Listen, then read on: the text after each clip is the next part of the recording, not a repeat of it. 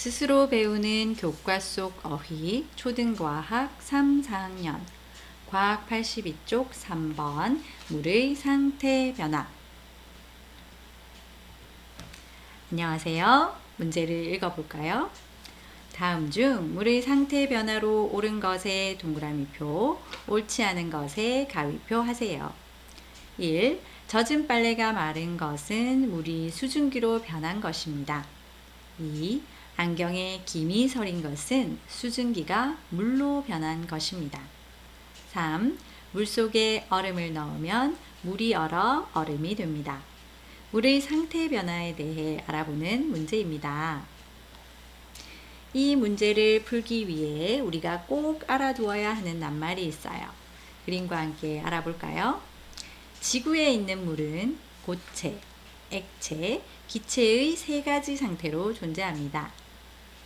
물은 액체 상태로 있습니다. 우리는 매일 물을 마시며 물을 마시지 않고는 살 수 없습니다.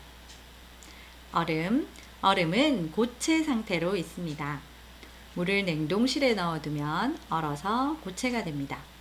이렇게 물이 얼어서 고체로 된 것을 얼음이라고 합니다. 수증기는 기체 상태로 있습니다. 젖은 빨래는 시간이 지나면 마르는데 우리 눈에는 보이지 않지만 물이 수증기로 변하여 공기 중으로 날아가기 때문입니다. 물이 수증기로 변하여 공기 중으로 날아가는 것을 증발이라고 합니다. 이렇게 물이 증발하여 기체가 된 것을 수증기라고 하죠. 은결, 공기 중에 있던 수증기가 차가운 물에다 물로 변하는 것을 은결이라고 합니다. 주스와 얼음을 넣은 차가운 컵에 수증기가 닿아 물방울이 맺히는데 이것을 은결이라고 합니다. 그럼 이제 문제를 풀기 위해 조금 더 자세히 알아볼까요? 물은 지구에서 고체, 액체, 기체의 세 가지 상태로 존재하죠. 얼음, 물, 수증기로 존재하는 거죠. 물을 얼리면 얼음이 되고 얼음이 녹으면 물이 됩니다. 물이 증발하여 수증기가 되고 수증기는 응결하여 물이 됩니다. 물, 얼음, 수증기가 서로 변하는 것을 물의 상태 변화라고 합니다. 빨래가 마르는 것은 물이 증발하여 수증기가 되는 것이며 차가운 컵에 물방울이 맺히는 것은 수증기가 응결하여 물이 되는 것이지요. 그럼 이제 정답을 확인해 볼까요? 1. 젖은 빨래가 마른 것은 물이 수증기로 변한 것입니다.